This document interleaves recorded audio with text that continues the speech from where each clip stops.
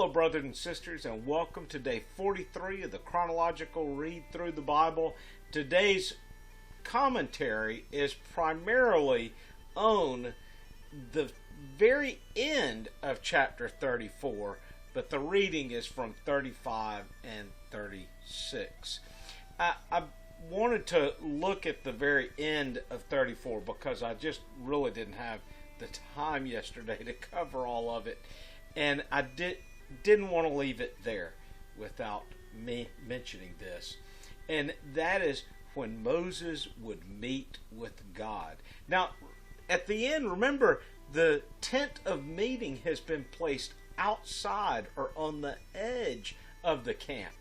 And this is really because of the sin that had come into the camp. Remember, the people had just been worshiping the golden calf, which Moses beat to pieces, burned it up, melted it, ground it, and then made the people drink it.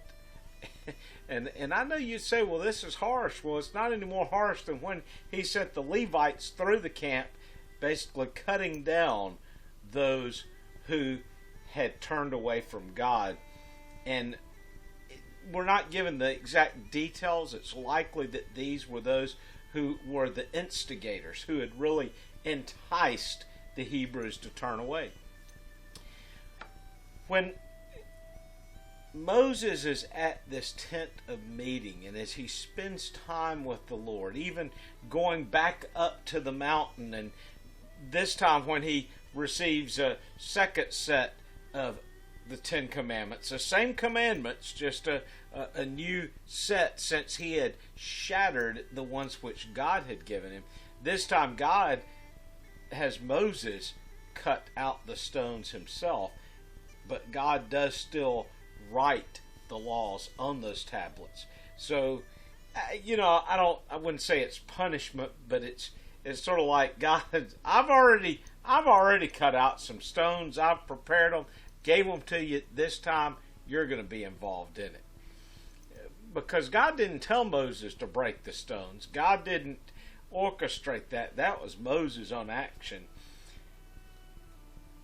But in this process of Moses spending time before the Lord, his face begins to radiate from the holiness of God.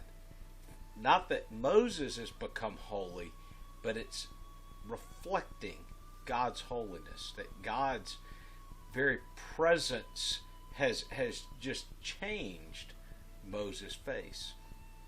And I oftentimes, when I teach through the Genesis chapter 2 and 3, and talk about Adam and Eve, and how Adam and Eve did not realize that they were naked until they had sinned by eating from the tree of knowledge of good and evil, I really believe that a part of that was because they, up to that point, were not, in a sense, naked as it we would think, because they were radiating the light or the holiness of God.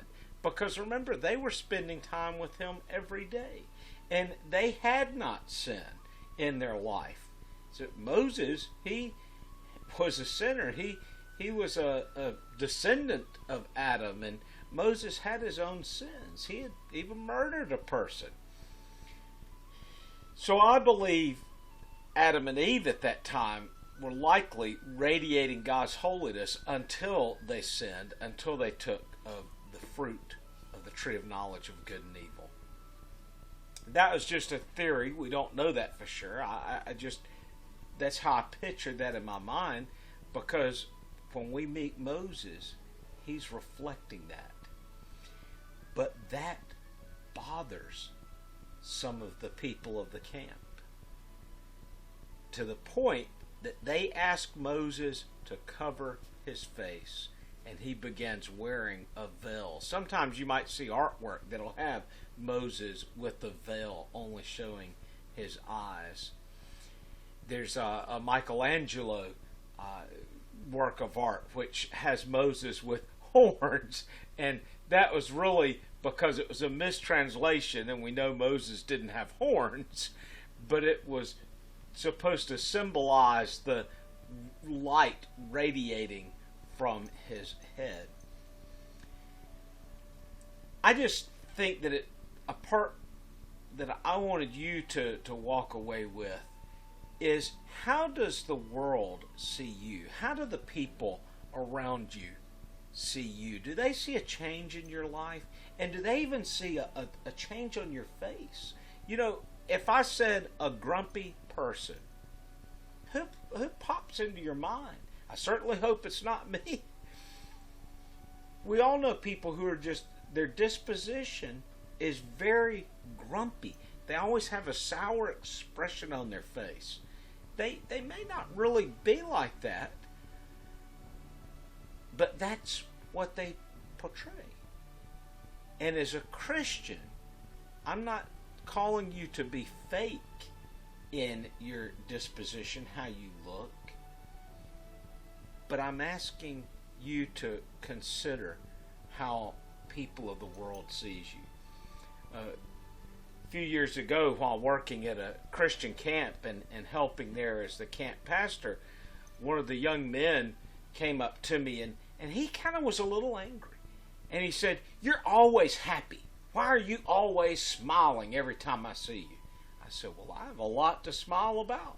And I started just sharing the gospel with him. It was a Christian camp. But he didn't understand that it's the joy of the Lord. My life, even at its worst, still has the positive aspect of that I have Christ in me. I am assured of my salvation with Him. I really wanted to focus on that today, and I realize it's really backing up to yesterday's reading, but I just didn't want to leave it. Today's chapters, 35 and 36, really cover the workmen going in to prepare the articles of the tabernacle, which we've discussed, the furniture of the tabernacle. These men, it said, they were skilled laborers in this type of work. And also, one of the things that I did really just, it stood out even more to me this time. It stood out to me in previous reads as well, but this time it was the aspect of that they were to bring other people along and train them and teach them in doing that work. And this isn't just any type of work. You know, sometimes we say, well, this is too important. This needs to all be done correctly, so I can't just bring somebody in who doesn't know what they're doing. But what an opportunity to train somebody, and essentially I would use the term disciple someone in the work which they are doing. I really always encourage ministers and especially missionaries on the field to not just be at the work by themselves, but to bring young people along with them and teach them and train them how to do the work. I guarantee you that is far more valuable, the apprenticeship, than someone going to Bible school or seminary. Because there you learn about how to do the work, but you're actually learning the work when you're doing it with your hands. And as we all know, many times the teachers or the instructors in a university, college setting, they really haven't even at times been active in the work or are not currently active in it. So the workmen could have just sat these young people down and told them about metallurgy and how to carve wood and how to build this, or they could bring them along and show them. And that just stood out to me as I was reading this passage today. Let me ask you, when people see you when you're out at the grocery, or even more so, when you're in the choir loft at church, or when you're sitting in a Sunday school class, how do the others see you? It always breaks my heart when I see people on stage and they're singing and talking about the joy of the Lord, and yet they have a frown on their face, or they're just blank of emotion. Now, I want people to have genuine happiness and genuine emotion, but it does not help the body in worship when those leading are frowning and they're not happy. In my youth, I had a choir director who would always, he'd do a smile around his face and smile. It kind of looked a little nuts at that point, but it got the point across. And our whole choir group learned to always have a joyful expression when we were before the congregation. And I think that really made a big difference in helping others come to worship. It's really difficult to be singing songs about joy and God's wonder if you have a frown on your face. But many times people don't realize that that's how they come across. I don't want it to be fake. I really want it to be genuine. But ask God, help me to be a joyful person and for the world to see that. Now, I have many people over the years that have come up and said to me, "You're always smiling." Well, I'm not always smiling, but I think a lot of people see that. And I'm thankful for that, because that's only what God's done in me. Brothers and sisters, I do hope that your day is going well. Until tomorrow, God bless.